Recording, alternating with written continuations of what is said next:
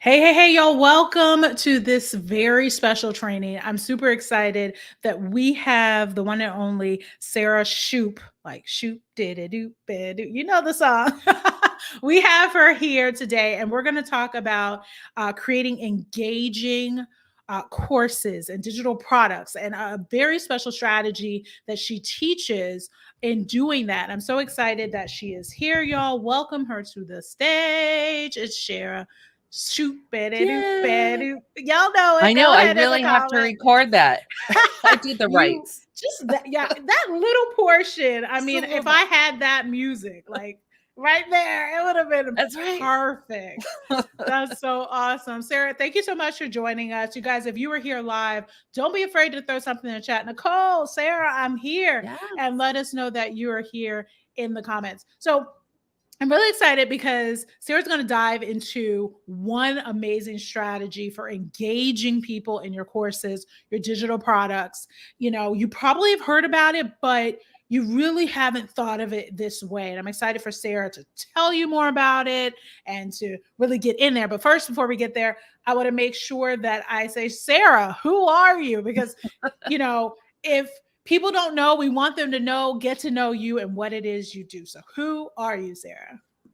Well, hi. I am Sarah Shoop, and I like to call myself a digital learning specialist. And really, what that means is I have a very long, I won't do the number of years because that will age me, but I have a long history of doing training. Actually started with children and then moved into adult training where I create a lot of online courses. I've also taken a lot of online courses and have been on the other side of it where it's like, oh, it's such great information, but I can't get through it. It's too much, or Yes. it's not engaging enough. And I get through the first course and then forget about it and Mhm. never go back. And that is the one thing that I am trying to prevent and trying to overcome for all of you, because there are so many of you out there who have such great information, so much to teach, so much to bring to all of us.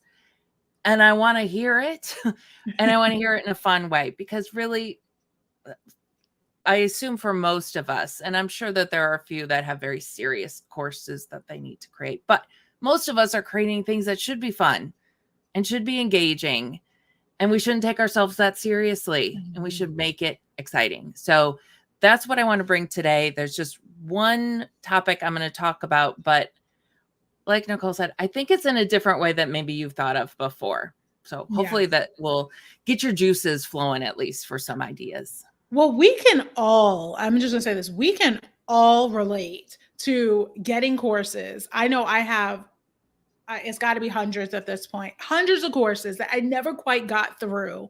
And these are mega mainstream courses and some that are not, but Right. mega mainstream courses I just couldn't get through. And it was, I'm not sure what it was, but I just wasn't motivated. And finding Mhm. some ways to engage people, not just in the big signature courses, but finding ways to engage people in your smaller courses, your mini courses, your Yep. micro courses is just as important. So I'm hoping that anybody who watched this will definitely get a great idea that sparks that says, oh, I never thought of it that way. I never thought of this strategy to Yep. implement and put it into my digital product. So I'm super excited for this, you guys. If you have questions, feel free, put them in the comments. We'll definitely make sure that Please we do. come after. Please stay to the end and we'll answer your questions. But just make sure you put them in the comments. And Sarah is going to take this thing away. All right, Sarah. Thank you. I'm excited. So let's get starting. And I'm calling this scavenger hunts. So my bigger course that I do is create to captivate. So this is just a little part of that. And really, this is all about engaging. And so scavenger hunts in particular, we're talking about when they first join your course and getting them engaged right from the beginning. And we're going to talk a little bit about what things you really need to make sure you include in the scavenger hunt. And then I do want to show you real quick a way to actually build it and where you can build it for free and very easily. We don't need this to be complicated. And then we're going to do a little more. I'll show you at the end. So let's talk first about why engagement matters. I probably don't have to tell you this because you felt it when you needed to be engaged in a course. But just remember, when you are creating your content, I want you to think about how long you spend working on the sales page and working on the emails leading up to the release of your course. Just have that thought in your mind. And then think about how long you spend on creating the course content in engaging ways. And I'm sure to get it all in there, and depending on how long it is, takes a while. But are you putting the same amount of effort to be creative, to try different techniques, to think of different language in your actual course? And if it's very different, you might want to take a little bit of time and look at your content and spend as much effort as you do on your sales pages and your emails to get them in the door. And when we talk this particular strategy with the scavenger hunt, it's really about getting them started on that right foot, making sure they know everything that you are offering, where they need to go, what they need to do. Because the first time they get stuck and they are like, I don't know what to do, there are so many other things that distract people and get them away from what you're doing that they might not come back. And you want them to stay and you want them to go through all of your information, because then you can continue to grow with them and do additional things. So we're going to get some creative juices flowing, and please put in the chat any ideas that you are getting from this as well, or if there are any of these that jump out at you. And I know there's a lot on the screen, so I'm just going to kind of go through it. So one thing that you want to think about when you're thinking of your scavenger hunt. So you're going to send these people just signed up for your course on a little scavenger hunt through either your course platform that you have, the content that you're including. And I know a lot of you send maybe a nice big long email with here are 20 things to keep in mind when you're doing this course. And we're like, whoa. This kind of gets them to not only maybe go back and read that email, but to actually kind of navigate through your course. And maybe you have a video that shows them this. But if you're like me, and probably your clients as well, you need to hear something more than once, and you need to actively do something with that knowledge. And that's a big part of your course anyway. But let's actively get them engaged in just understanding where to find the information in your course. So think back, and this is if you've ran this course before. If it's brand new, you might have to think outside the box with this, but think of all the things that you get questions on. You need to make sure that that is everywhere in your documentation, everywhere in your course, but it definitely should be in this hunt.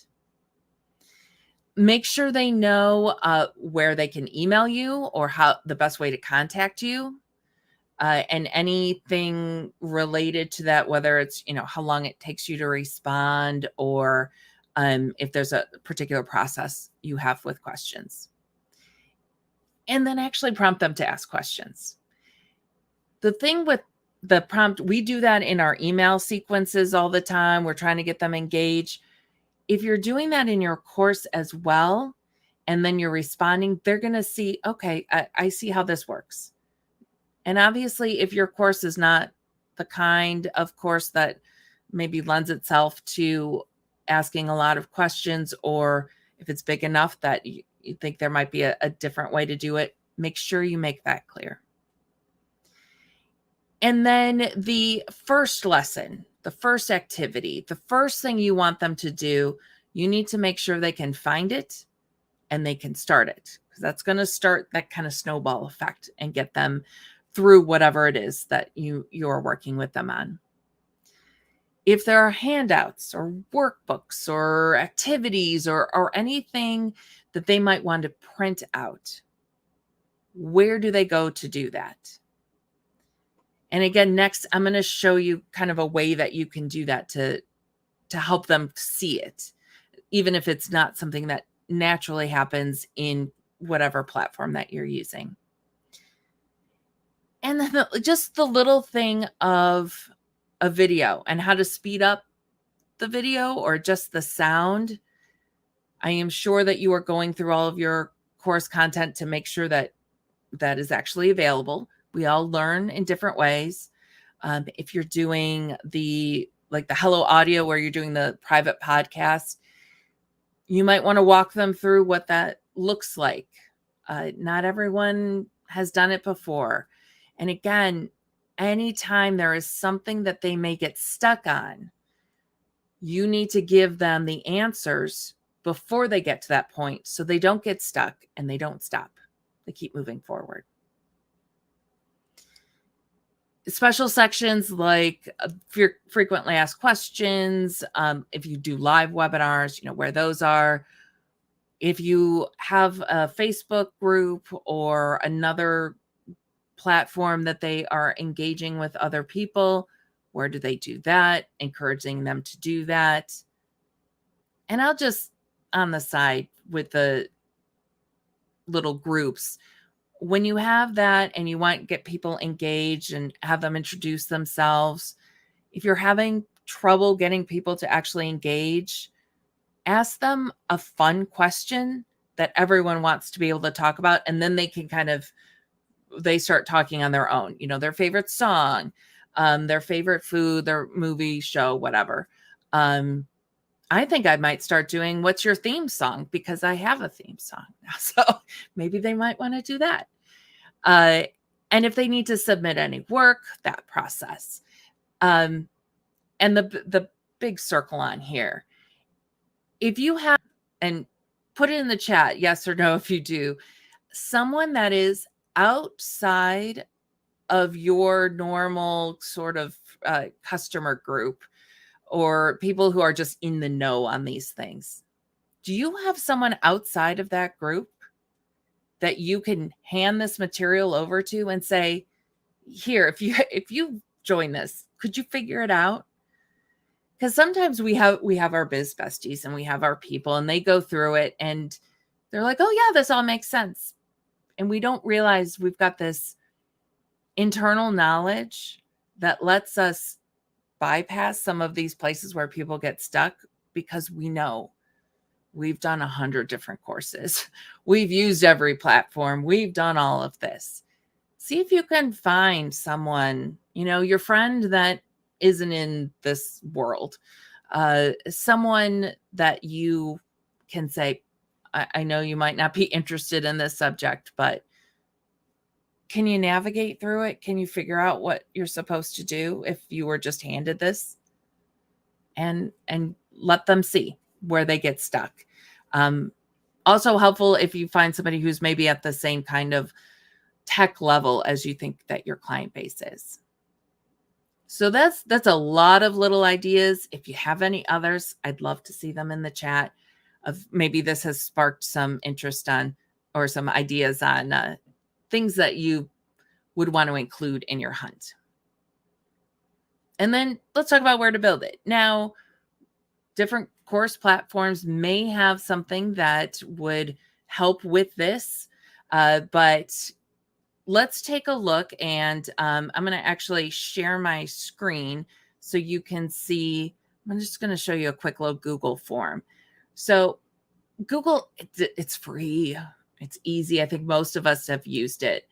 So if I create a brand new form and I put in all my fun things and maybe change the color, if you haven't used this before, and maybe you haven't noticed, within each question, there's this little icon, the little picture icon, and you can, and let me just drag an image in here. You can take a screenshot and you can pop it in here. So now this is a part of my question. And maybe this is a screenshot of your course platform. and your navigation and things. And you can add a question. Now, the questions, you want them to see, do they actually know where to go? Now, you can have these multiple choice, which is fine. That's completely appropriate. Or you can actually do a short answer or paragraph. And I would recommend those. Get them to type out an answer. Now, they could write a simple answer and move on, and that's fine. And you don't want a lot of questions. You want this to be quick. You want this to be easy for them. But when you give some people the opportunity to write, they're going to ask questions. They're going to say it in a way that you're going to go, oh, I didn't think of it like that. Or, oh, I didn't know they were going to think that way. And that can help you as you progress and as you do round after round. So include a picture. Say, if you're looking here, where do you go? And you can always add on your image like an A, B, C, or D or something and help them with that. You also, on the side, there's an image as well. So you can add an image, and then I'll just have another little image here I can drag in. So this isn't a question. I can just put a title, but maybe you want an image of a document or something else, and you want to then have separate questions or some other way that you can kind of guide them through this little scavenger hunt. So that's just a quick and easy way to be able to create this. So let me go back to the slides here. And again, if you can use Google, if you have any of the other survey forms, things like that, maybe your platform has it. That's the best place to do it. All right. Nicole, can you get me back to my slides? I realized I forgot. Thank you. So create them, build them, make it happen. Then look at your answers. And if you're using Google, it's going to email you the answers. You can set it so that they also get a copy of it, which is good. Make sure that they remember what they put. If you're getting wrong answers, if you're getting people who are saying things that you didn't think, take a closer look at your content, at your email that you're sending out. What do you need to clarify? What roadblocks are you seeing that you can prevent? Not everyone's going to fill out your form. As much as we love everything that we create, we know that they don't always do it. So send them a guide afterwards and maybe have that be part of your email sequence where everybody gets it, or maybe you have a different version for those who didn't do the scavenger hunt. But give them that information so that they, again, have another way to hear all of that really good info. I know you're sending an email in the beginning explaining everything.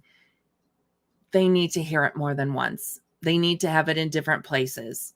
And if you, as part of your course, maybe that's the intro lesson is the scavenger hunt, and get them actually in the content. Add some gamification with a badge, a funny GIF, or something in the email of congratulations, you passed the scavenger hunt, and they get a big trophy or something. And I know not every platform has a way to kind of display that, but you can always email them something. And we do love getting all of that fun stuff, right? We like to make this fun. And speaking of gamification, I have some more ideas for you. So you can scan that QR code right there. There's the link as well in the chat. I have 10 easy, and I say easy meaning technically easy to create and actually easy to design as well, gamification ideas for your course. Gamification is that little piece, if you haven't heard that word before, that term, of making your content more like a game, because we all love it. We all, get to the end of a level at like Candy Crush or whatever app you're doing, whatever game you're doing, and they give you like the key and, oh, the treasure is 3, levels away, and you're like, yeah, I could do 3 more levels. It's midnight. I really should be sleeping, but I could do a few more. That same kind of incentive is what you want to have your course do for them, where they're like, I'm so excited. I'm getting so much out of this. I want to just keep going. Those are the kind of ideas that you'll find in that guide. And then at the end of the guide, there's also the invitation for even more ideas in the Create to Captivate course that I have. So any ideas, any questions or anything, please put those in the chat. But I would love to hear from people on things that they've tried, things that didn't work, all of that good stuff.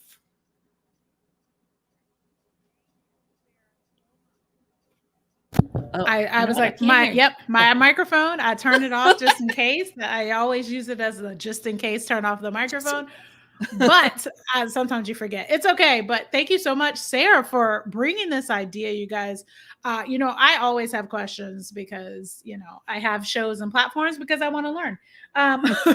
So one of the big things that kind of really, and I always have my pencil to pen too. One thing that really kind of struck me as you're going on about the gamification part was the idea of onboarding and making sure that people are able to see where certain things are and how to get, through or towards the end goal. How do you kind of navigate that when specifically your product, your course, whatever it is, has no like group or live component? Is there a way that you think specifically we can navigate that?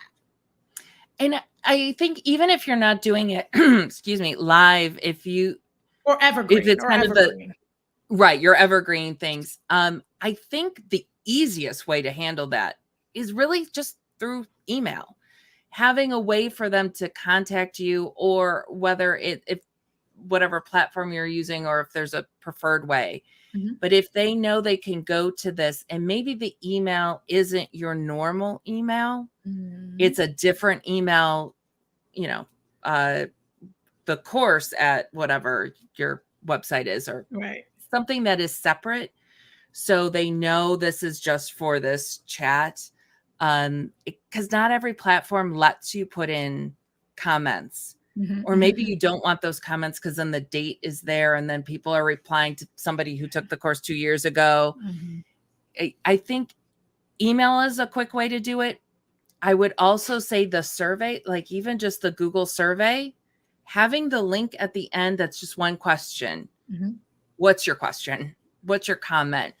I know I talk about it in other things with the gamification of having them have to do some activity, even if your course isn't about copy or something where they actually are producing, making them do something. And if it's just a survey and there's one question, then you're filtering it through a funnel that isn't email if you don't want to go that route.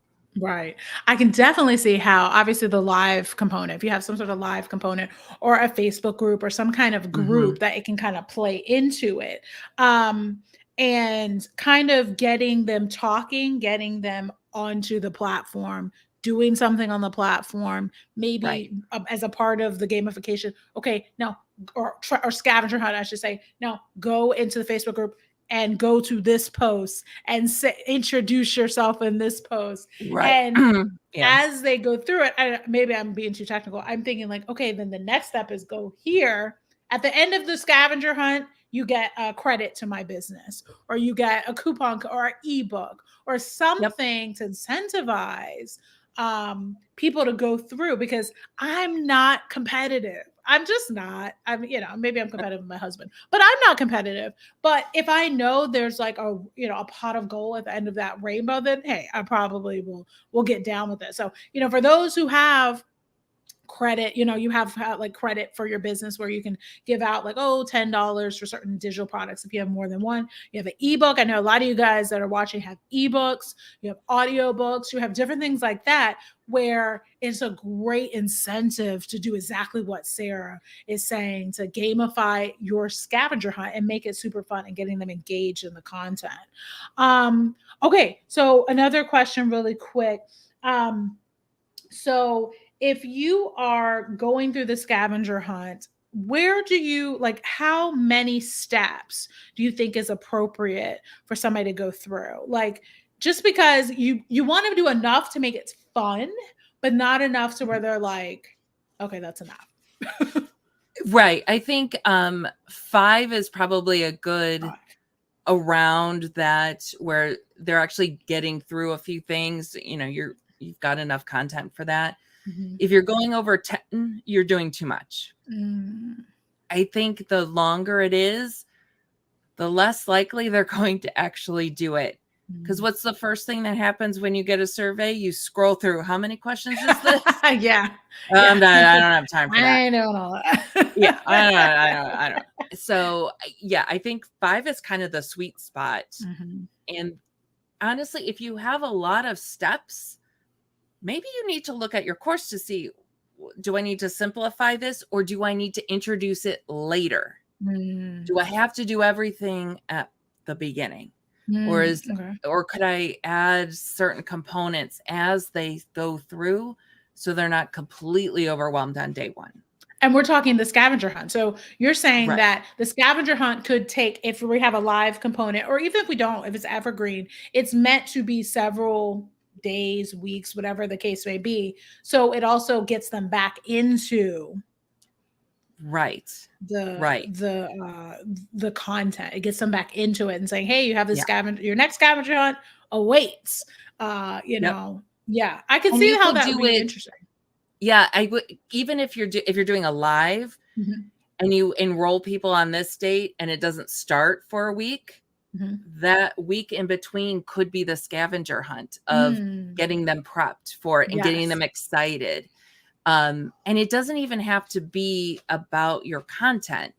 Maybe the scavenger hunt, and I'm thinking, like, if you have a copywriting course, gather your brainstorm on this, gather your ideas for that, get them thinking of what they're going to create in the course as part of that.